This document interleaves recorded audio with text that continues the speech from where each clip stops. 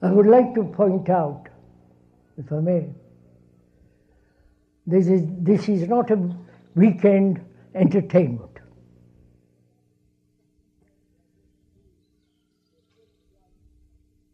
We are going to deal with the whole of life, with all its complex problems,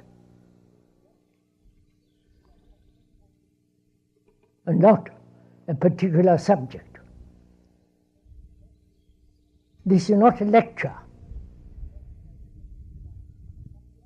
That is, to talk about a particular subject in view of giving information.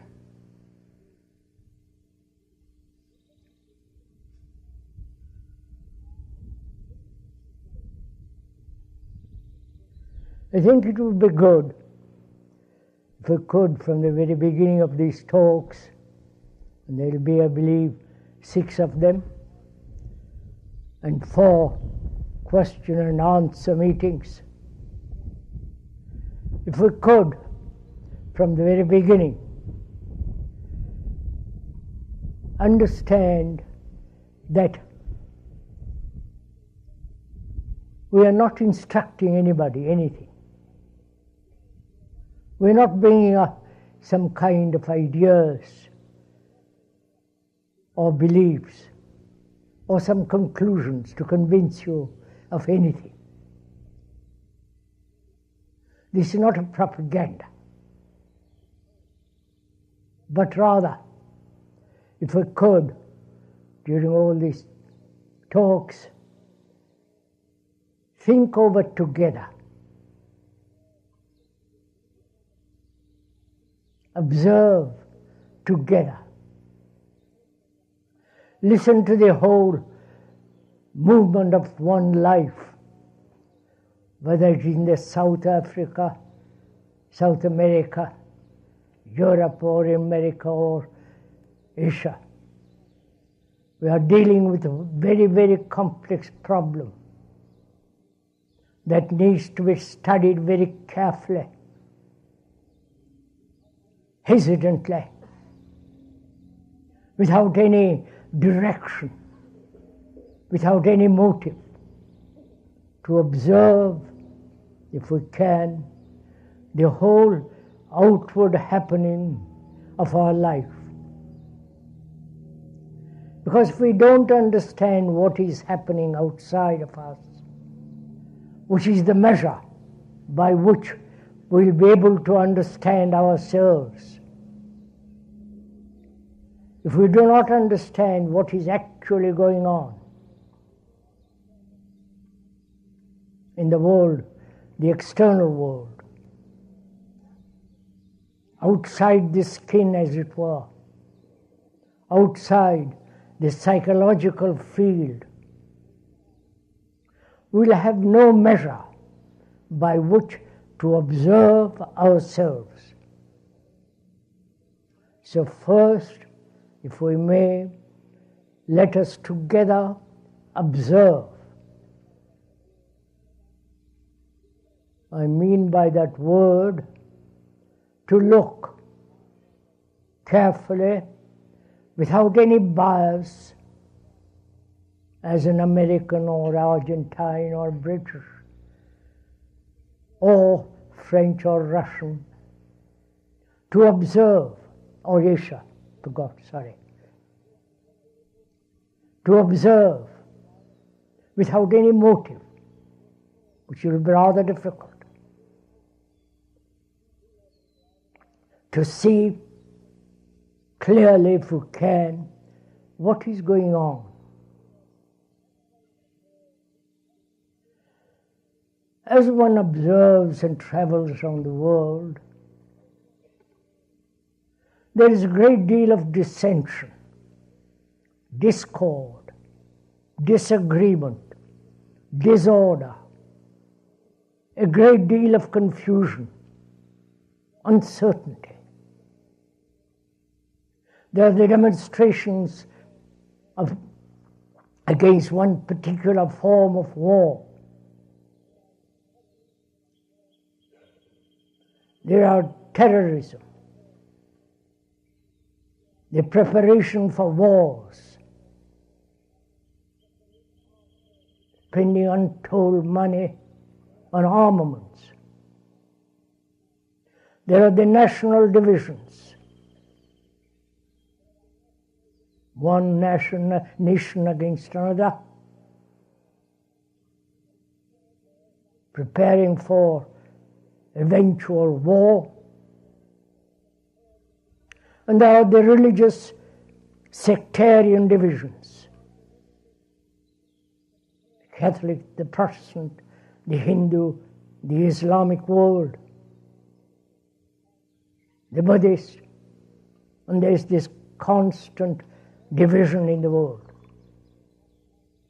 Where there is division, there must be dissension, conflict. We see this all over the world.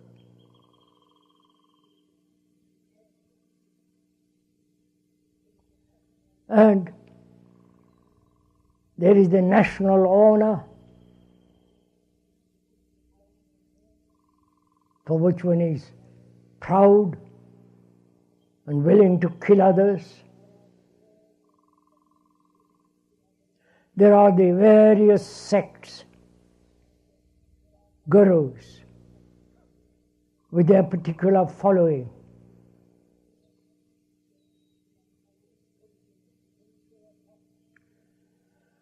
There is the spiritual authority, the Catholic world, the Protestant world, not so much in the Buddhist and the Hindu world, but there is the authority of the book in the Islam. So that wherever there is this dissension, disorder, there is not only conflict, destruction of each other, and the attachment to a particular nationality, hoping thereby to find some kind of security, physical, outward security. This is the phenomenon that is taking place in the world, of which one is sure that we all observe the same thing. One group against another group.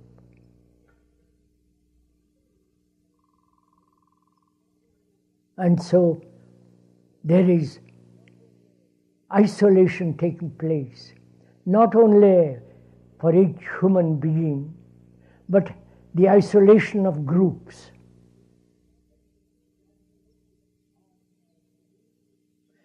Which is bound by a belief, by a faith, by some ideological conclusion, as in the totalitarian states,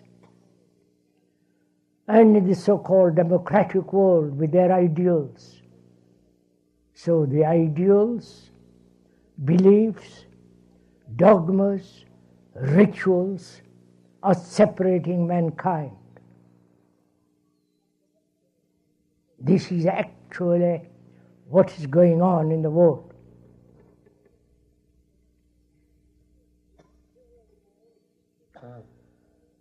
The external world is the result of our own psychological world.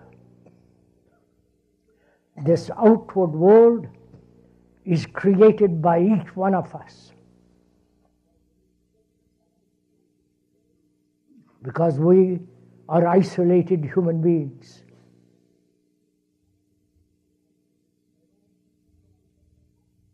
We have our own particular profession, our own particular belief, our conclusions and experiences to which we cling. And so gradually, each one is isolating himself. There is self-centered activity, which is expressed outwardly.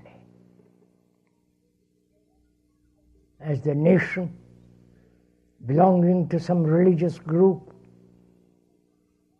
whether that group has 700 million people as the Catholic world has, each one of us is isolating himself. And so we are producing or creating a world externally through nationalism, which is the glorified form of tribalism. And each tribe is willing to kill another tribe for their belief, for their land, for their economic trade, and so on, so on, so on. We all know this, at least those of us who are aware, who listen to all the radios, television, newspapers, and so on.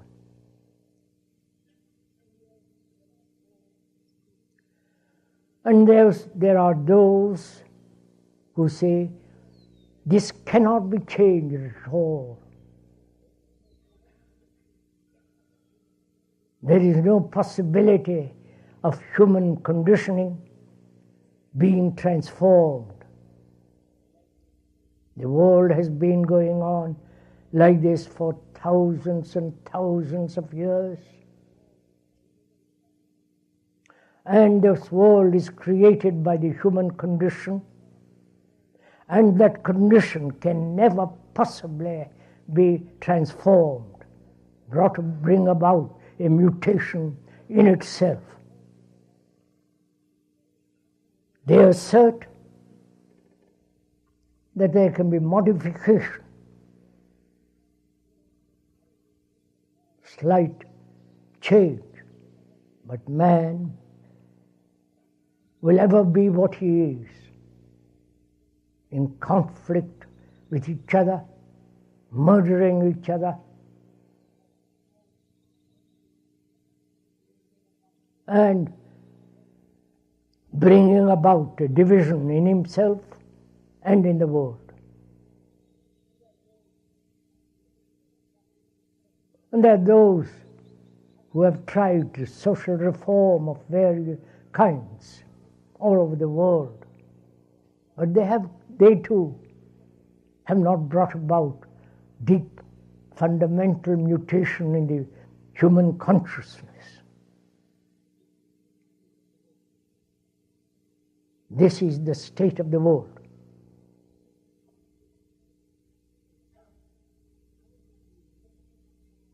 And how do we look at it? What is our response to it as human beings? Not to the technological world, the computers, and all those extraordinary things the human brain is inventing,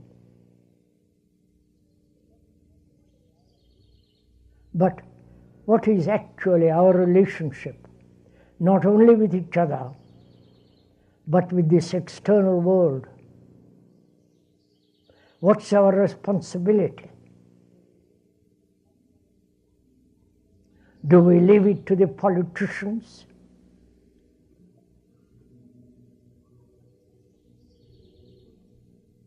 Do we seek new leaders? Please, this is a very serious problem which we are discussing, talking over together. New saviors, or go back to the old tradition, because human beings unable to solve this problem return to the old habitual tradition of the past, which is also what is happening. More there is confusion in the world, the more desire and urge to return to some past illusions, past tradition, past leaders, past so-called saviors.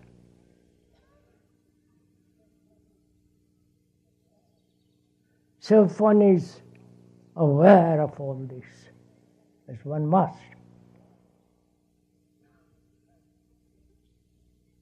what's our response to all this? Not a partial, but total response to the whole phenomena that's going on, taking place in the world. Do we only consider our own personal lives?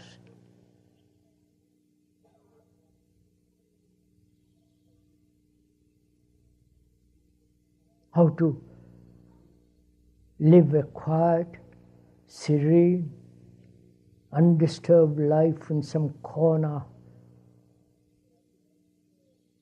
Or are we concerned with the total human existence, with the total humanity? If we are only concerned with our own particular life, however troublesome it is, however limited it is, however much it is sorrowful and painful, then one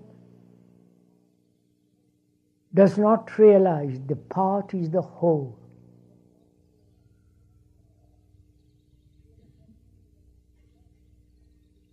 So one has to look at life, not the American life or the Asiatic life, but life as a whole, holistic observation.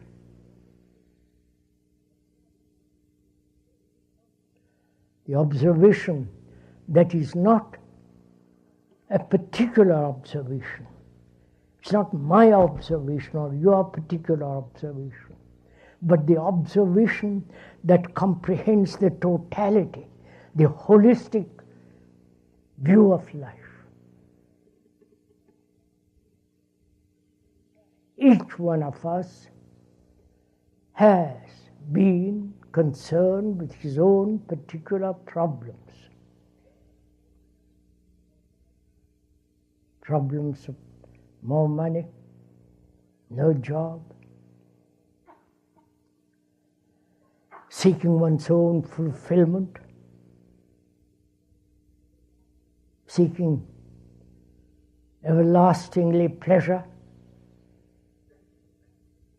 frightened, isolated, lonely, depressed, suffering, and creating,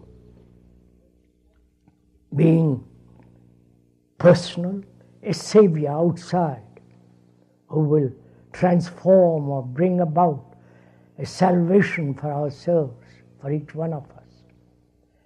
This tradition has been going on in the Western world for 2,000 years. And the Asiatic world, which is probably the explosion from India over the East, has also maintained the same thing in a different words, different symbols, different pictures, different conclusions. But it's the same individual search for his own salvation, for his own particular happiness, to resolve his many complex problems. That's what each one of us is trying to do. If we cannot solve a particular problem, there are the specialists of various kinds, psychological specialists, to whom one goes to resolve our problems.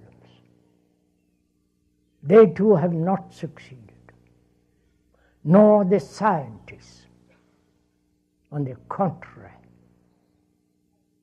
technologically the scientists have helped enormously.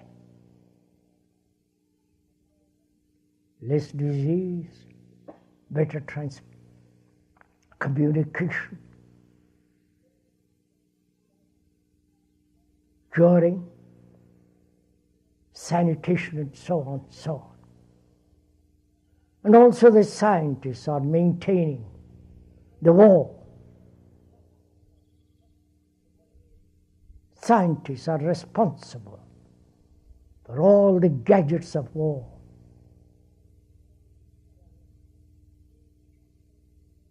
They are responsible for murdering millions and millions of people at one blow. So scientists are not going to save mankind, nor the politicians, whether in the east or west or in the middle part of the world.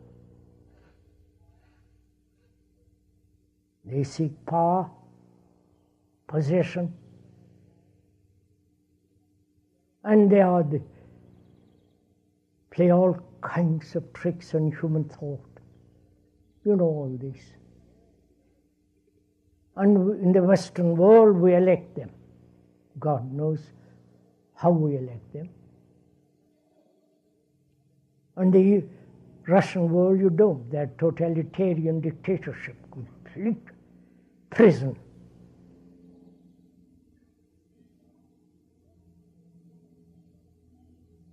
And it's exactly the same thing in the religious world, so-called religious world.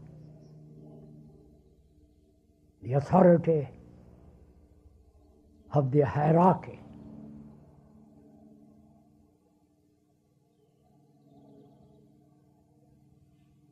The authority of the Pope, the bishop, the archbishop, and the local priest, in the name of some image which thought has created.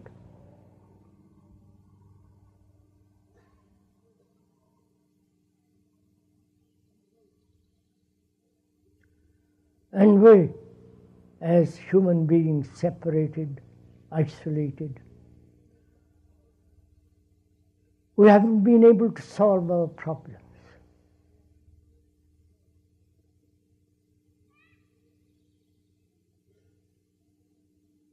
We're highly educated, cunning, self-centered, capable of extraordinary things outwardly. But inwardly, we are more or less what we have been for a million years.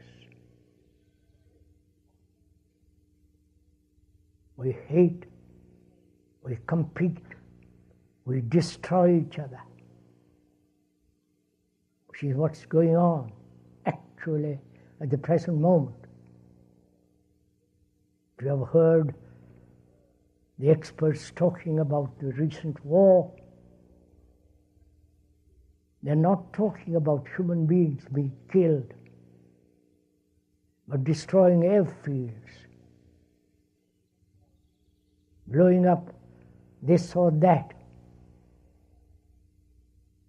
So there is this total confusion in the world, of which one is quite sure we are all aware of it. And from that arises the question, what shall we do?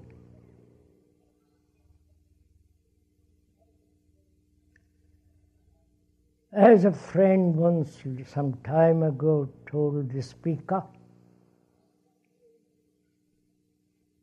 you can't do anything.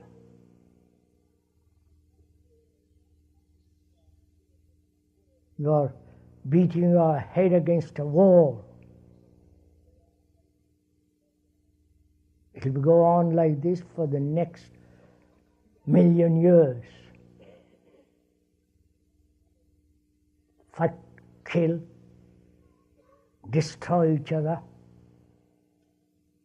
competition, caught in various forms of illusion. This will go on. Don't waste your life and time.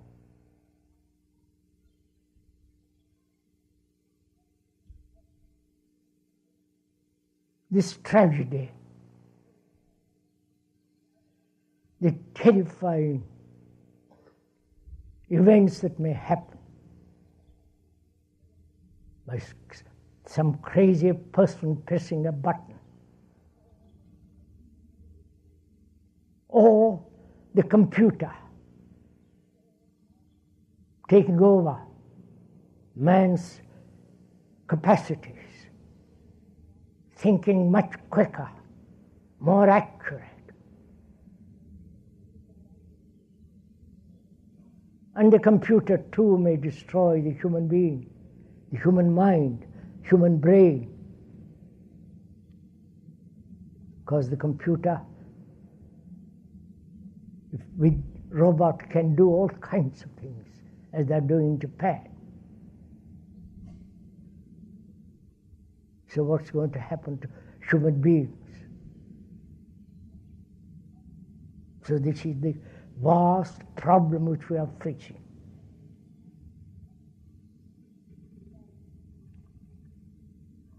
And our education, from childhood to we pass, if you are lucky, through a college, university, is to specialize in some form or another,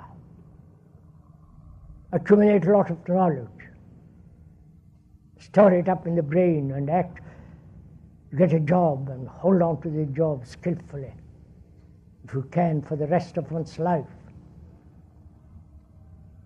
Going to the office from morning till evening and dying at the end of it all.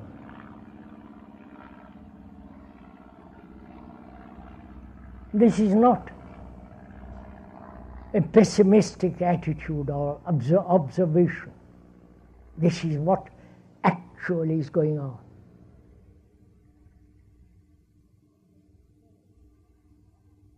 When one observes the actuality, the fact, one is neither depressed, optimistic or pessimistic. It is so.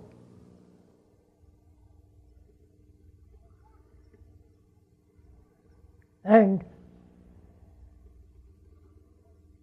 when asked whether it is at all serious and responsible, what is one to do? Retire into monasteries? Form some commune?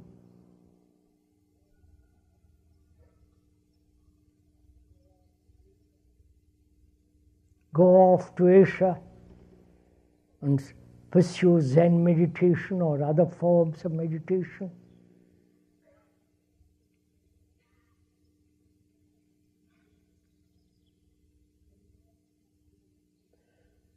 One is asking seriously this question.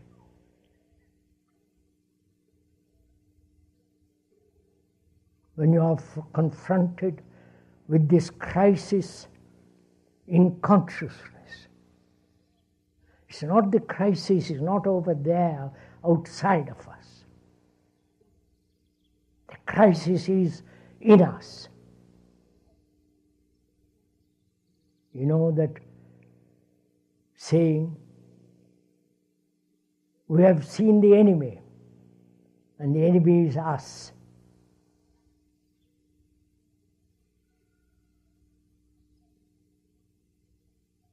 So the crisis is not economic, war, the bomb, the politicians,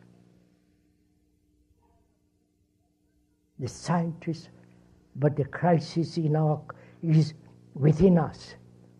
crisis in our consciousness.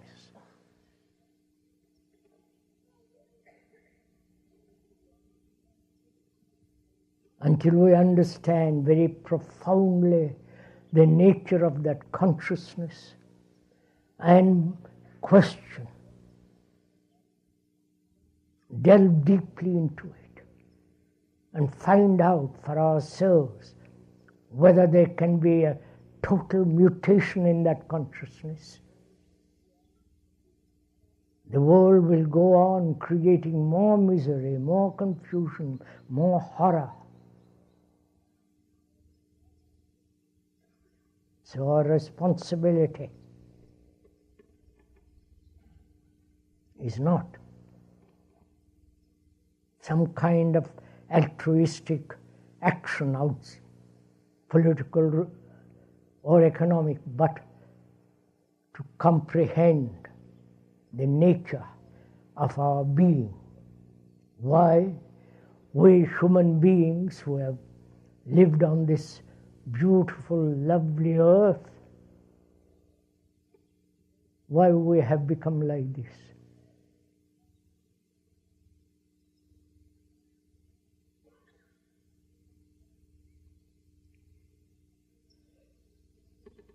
So we should, if you are willing, if it is your responsibility, we can perceive together the nature of our consciousness, the nature of our being.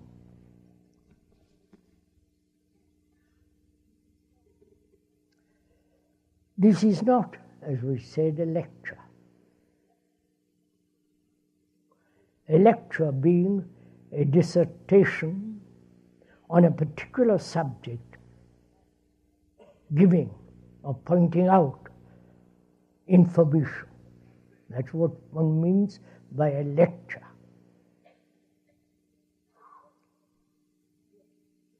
But here we are trying together, you and the speaker, together, not separately, together, observe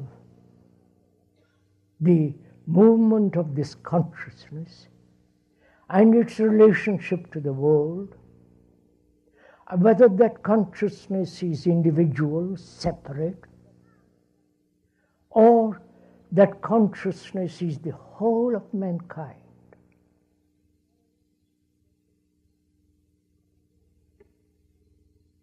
You understand? We are educated from childhood to be individuals with your separate soul, if you believe in that kind of stuff, or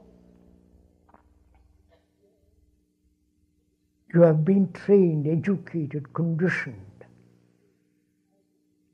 to think as an individual.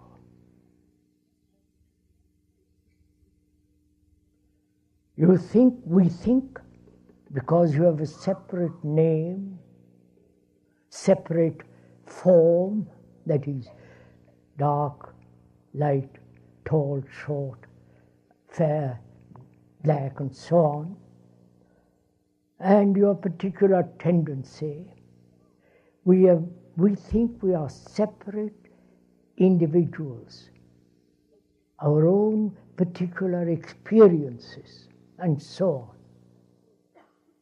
Now we're going to question that very idea, whether we are individuals. It doesn't mean that we are kind of amorphous beings, but actually are we individuals? The whole world maintains, both religiously and in other ways, that we are separate individuals. And from that concept, and perhaps from that illusion, We are, each one of us is trying to fulfill, become something. In that becoming something, we are competing against another, fighting another. So,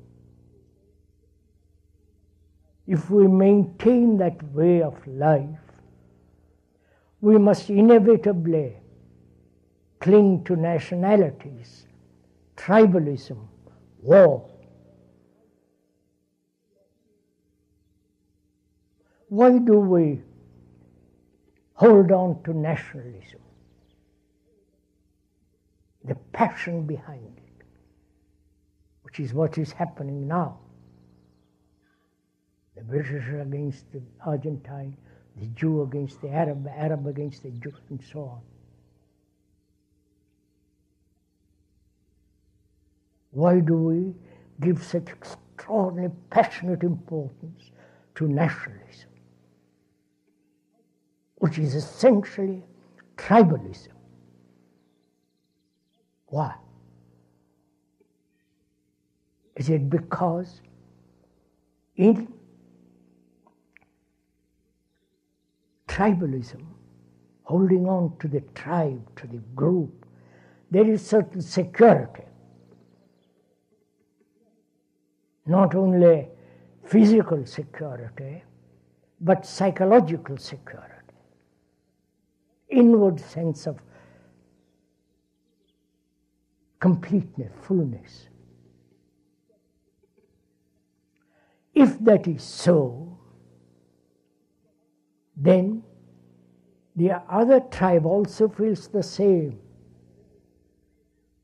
and hence division, and hence war, conflict.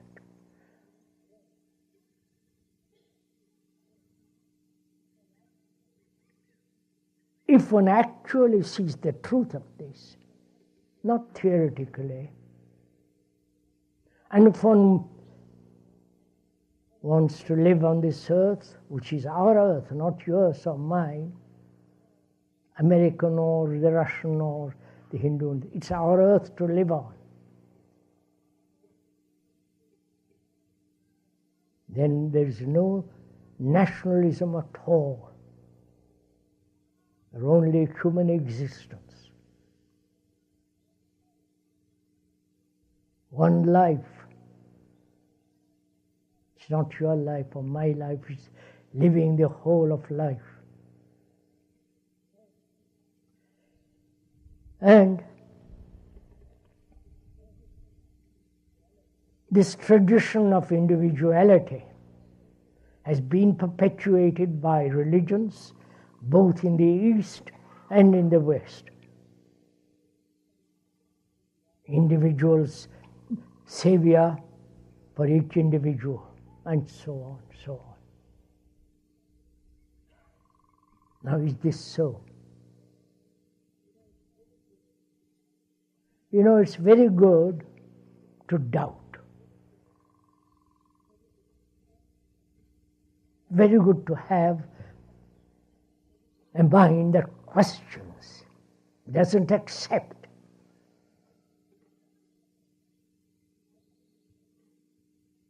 A mind that says, we cannot possibly live any more like this. In this brutal, violent manner. So doubt, questioning has extraordinary importance. Not just accept the way of life one has lived perhaps for 50, 60 or 30 years, or the way one has lived for a million years. So we are questioning the reality of individuality.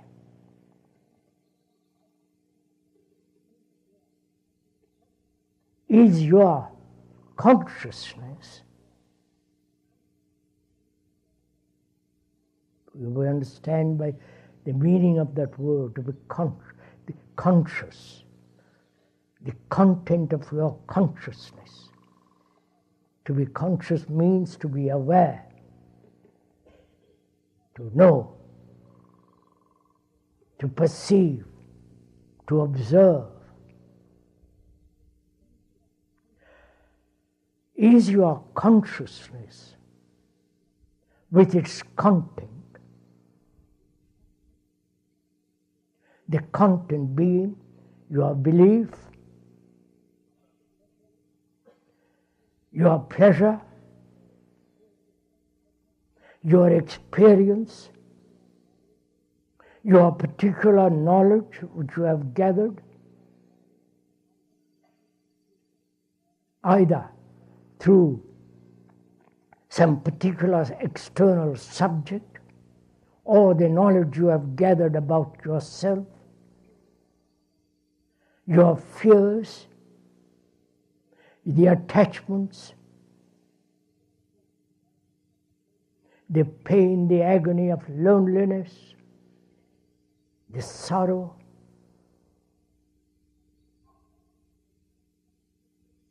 the search for something more than mere physical existence. All that is one's consciousness with its content. The content makes the consciousness. Without content, there is not the consciousness as we know it. Here, there is no room for argument. It is so. Your consciousness, which is very complex, contradictory, with its extraordinary vitality, that consciousness, is it yours? Is thought yours? Or there is only thinking, which is neither east nor west. There is only thinking, which is common to all mankind, whether they are rich or poor, technicians with their extraordinary capacity, or the monk who withdraws from the world and is consecrating himself to an idea, still thinking.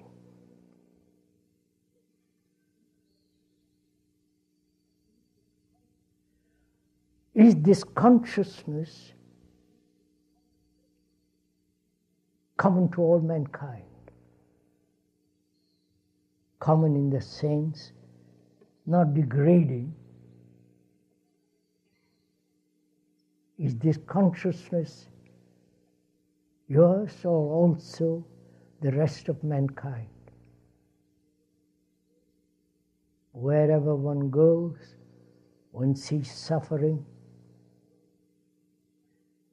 pain, anxiety, loneliness, insanity, fear, seeking security, caught in knowledge, the urge of desire, loneliness is common. It is the ground on which every human being stands.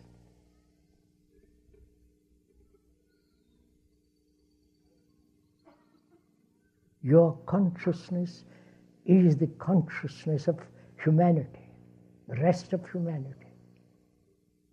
It's logical. You may disagree.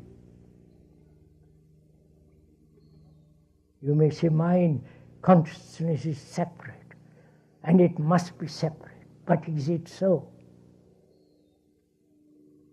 If one understands the nature of this, that you are the rest of mankind, though you may have a different name, you may live different parts of the world, educated in different way, affluent or very poor. When you go behind the mask, deeply, you are like the rest of mankind. Aching, loneliness, suffering, despair, neurotic. Believing in some illusion, and so on. Whether you go to the east or west, this is so. You may not like it. You may like to think that you are totally independent, free individual. But when you observe very deeply, you are the rest of humanity. If you may accept this as an idea, an abstraction, as a marvelous concept. But idea is not the actual. An abstraction is not what actually is taking place. But most of us make an abstraction of what is into an idea, and then pursue the idea, which is really non-factual.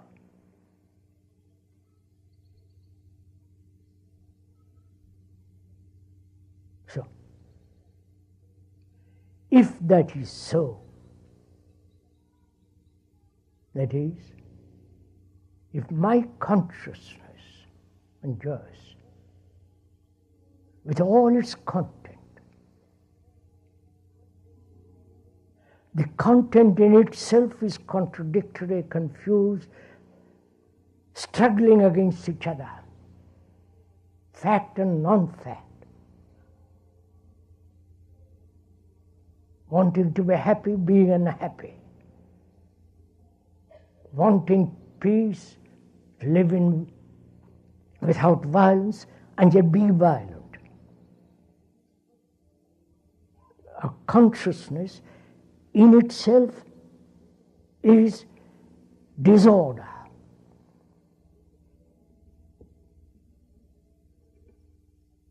It is the root of dissension.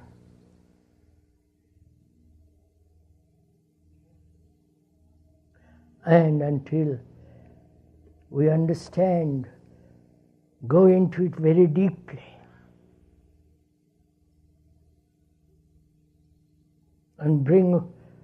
and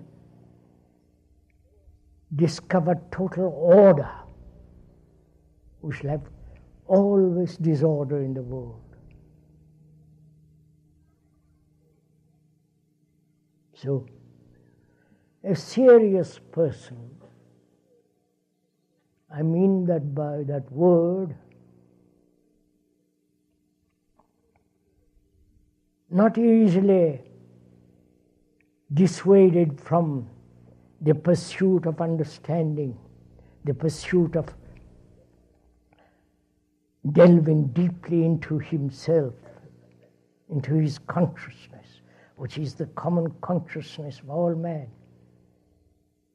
A man who is not easily persuaded to by amusement, entertainment, which is perhaps sometimes necessary, but to pursue consistently every day into the nature of man, that is into yourself, to observe what is actually going on within oneself.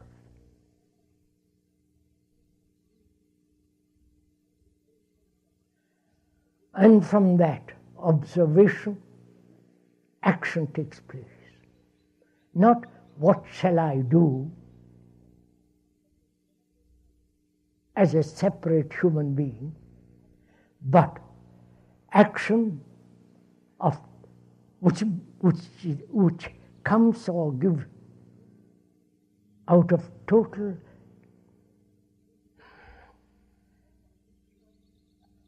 holistic observation of life.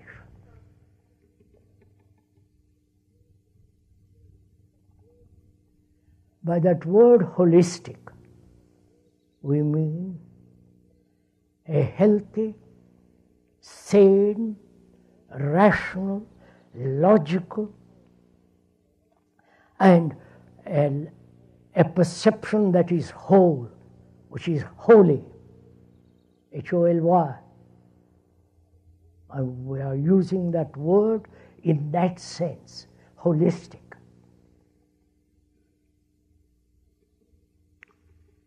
Now, is this possible?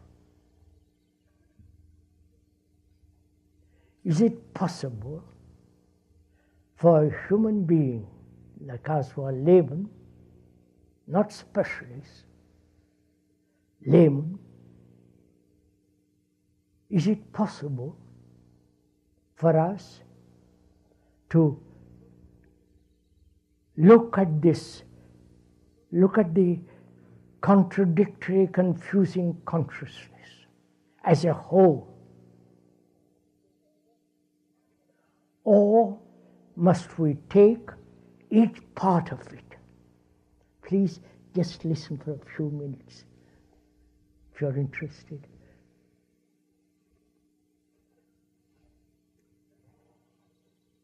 I want to understand myself, my consciousness.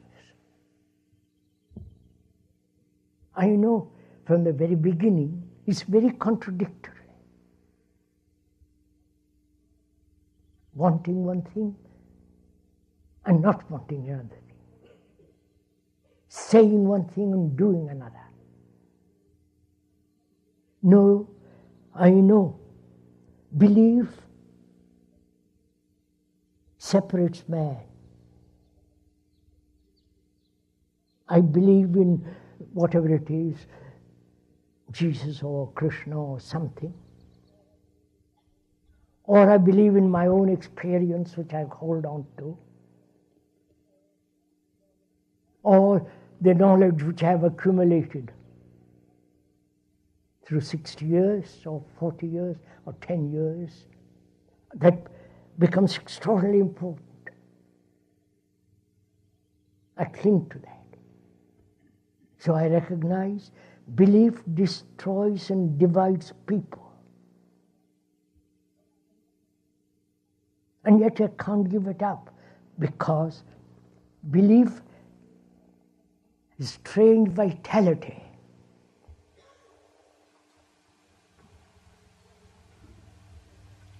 It gives me certain sense of security.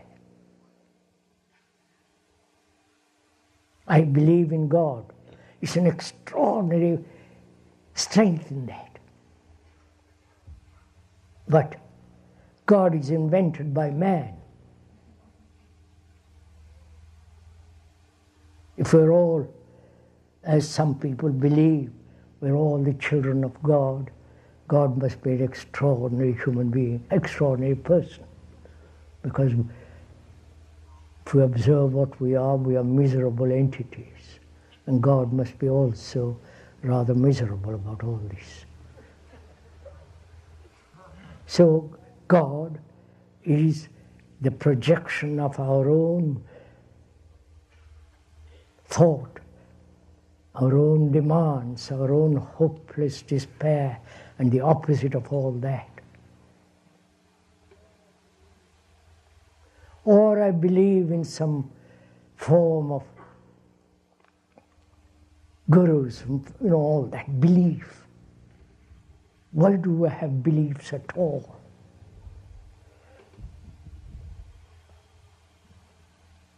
A mind that's crippled by belief is an unhealthy mind. There must be freedom. It's again a very complex problem. What is freedom? Which we won't go into now. So, is it possible for me, for you, to delve deeply into this consciousness, not persuaded, not guided by psychologists, psychiatrists, and so on, to delve deeply into ourselves and find out, so that we don't depend on anybody, including the speaker.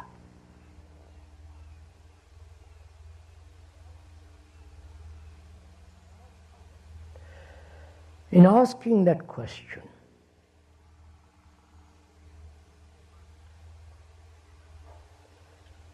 how shall we know the intricacies, the contradictions, the whole movement of consciousness? Shall we know it bit by bit? Take, for instance, we took just now belief. And also in our consciousness, we are hurt. Each human being from childhood is hurt. Is hurt by the parents, psychologically, what I'm talking about. Hurt in the school through comparison, through competition,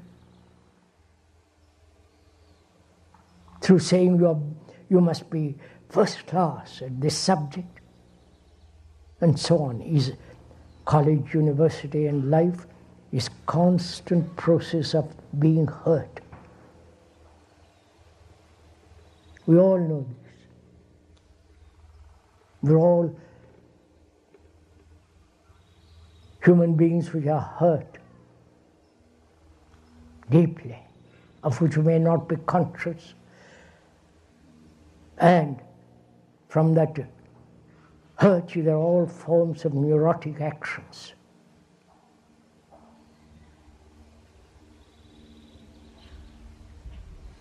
That's part of our consciousness, part of our hidden or open awareness of that one is hurt. Now, is it possible not to be hurt at all? Because it's a very important question to ask.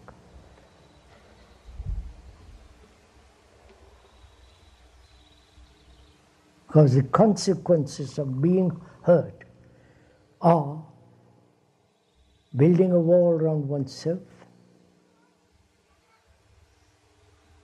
withdrawing in our relationship with each other in order not to be hurt more. In that there is fear, a gradual isolation. Now we're asking, is it possible not only to be free of past hurts, but also never to be hurt again? Not through callousness, through indifference, through total disregard of all relationship, but rather inquire why and what is that is being hurt. This hurt is, as we said, is part of our consciousness, from which various neurotic contradictory actions take place. So we are examining, as we examine belief, we are examining hurt, which is part of our consciousness. Please, it's not something outside of us. It's part of us. Now, what is it that is hurt? And is it possible never to be hurt? You understand, a human being that's free of total, never to be hurt by anything, psychologically, inwardly. Isn't it an important question?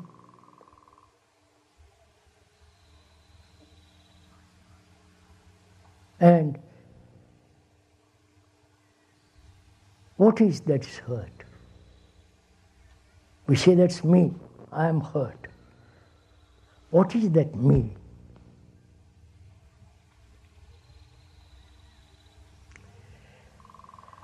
From childhood one has built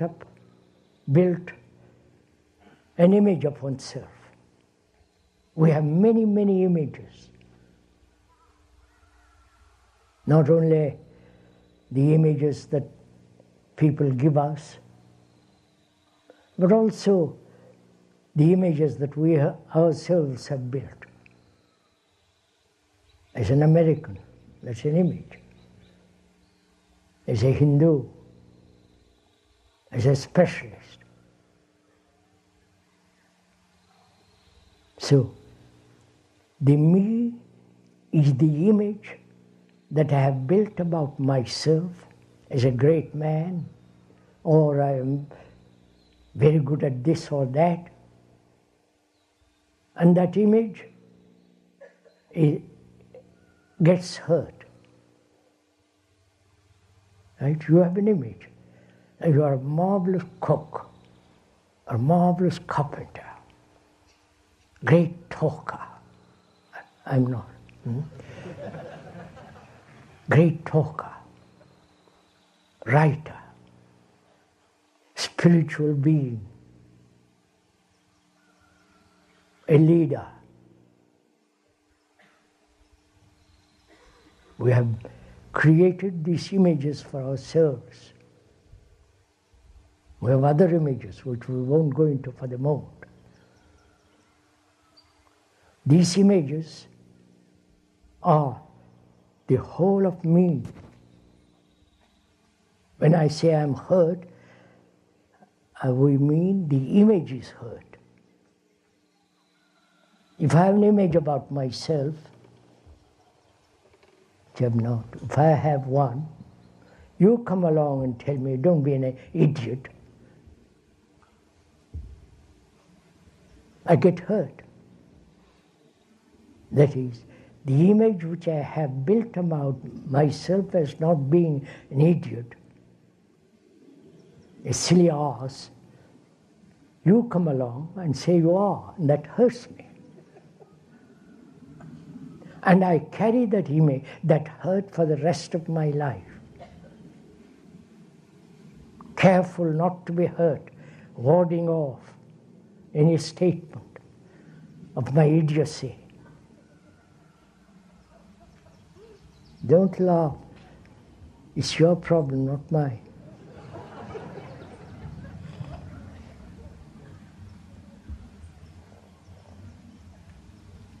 Please, it's very serious. Because the consequences of being hurt are very complex. And from that hurt, we may want to fulfill, we may want to become this or that, to escape from this terrible hurt. So one has to understand it. And is it possible not to have an image about oneself at all? Why do you have images about yourself?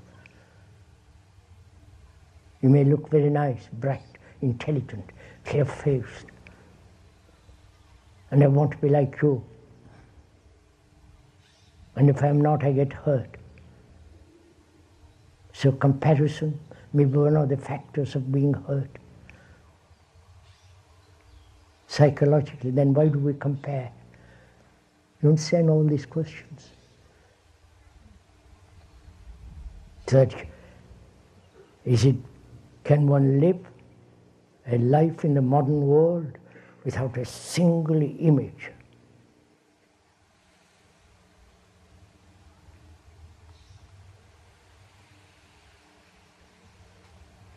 Speaker may say it is possible, it can be done.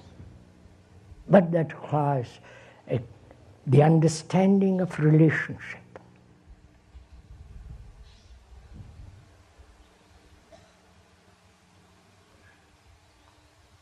What is real? Have we got time to go into that?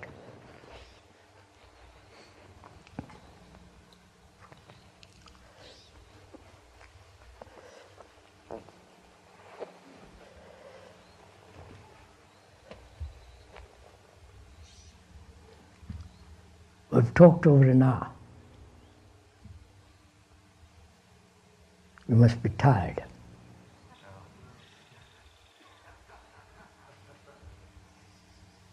If you are treating this as an entertainment, intellectual or otherwise, then you are just an amusement. Something to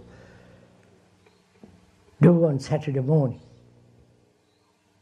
But if you are serious, in the deep sense of that word,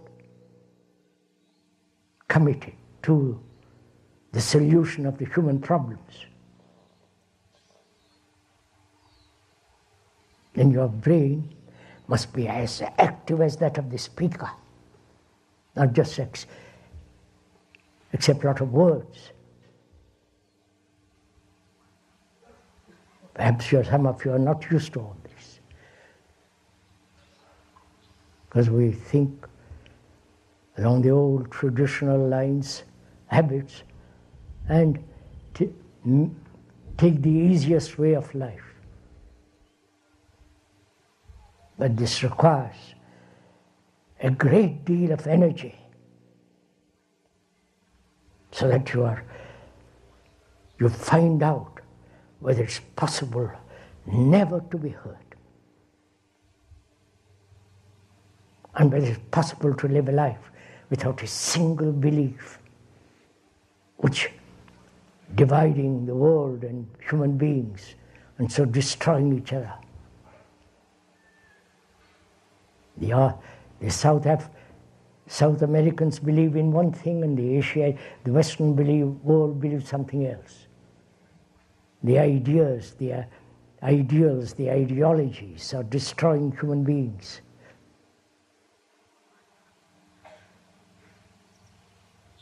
So whether one can live without a single belief and to discover never to be hurt, which means not to have an image about yourself.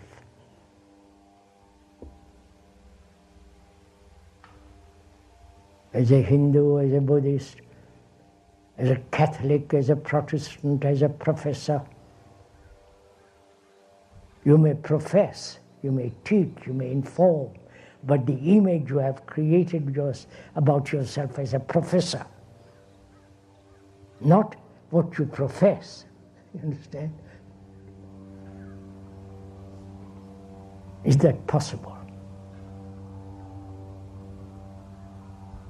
That's real freedom. And it is possible when I am called an idiot because I have an image about myself, if I have one, to give total attention to that statement as it is said. You understand? When I have an image about myself and you call me an idiot, I react instantly. The reaction is immediate.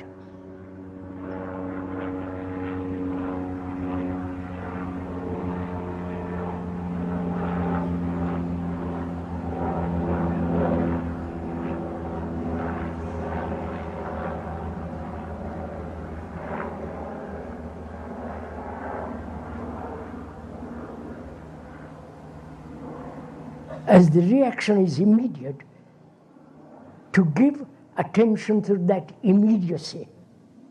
You understand? Am I making myself clear? That is,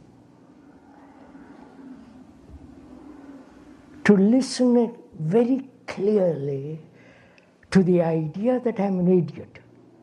You call me an idiot. To listen to it attentively. When you listen completely, there is no reaction. It is the lack of listening acutely that creates the image. Vous avez compris? Have you understood this? I suppose I have an image myself, about myself, because I've traveled all over the world, etc., etc., etc. I have an image about myself. You come along and say, look, boy, you're not as good as the other guru or the other leader or some other teacher, some other idiot. You are in yourself an idiot.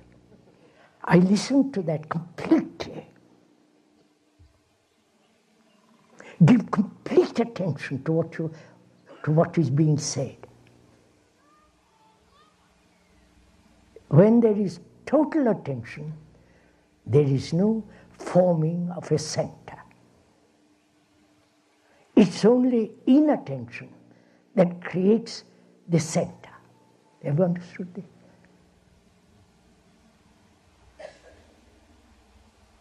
Can one give such attention? You understand my? Can one give this a mind which has been so slack, a brain which has been confused, disturbed, neurotic, which has never actually faced anything, which has never demanded of itself its highest capacity, which is total attention.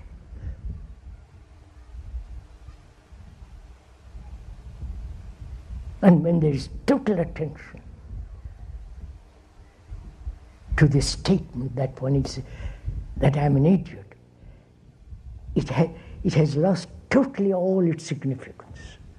Because when there is attention, there is not a center which is reacting. I've finished for this morning.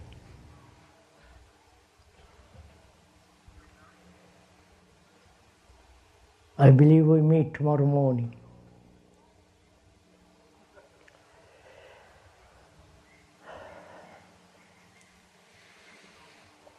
May I get up?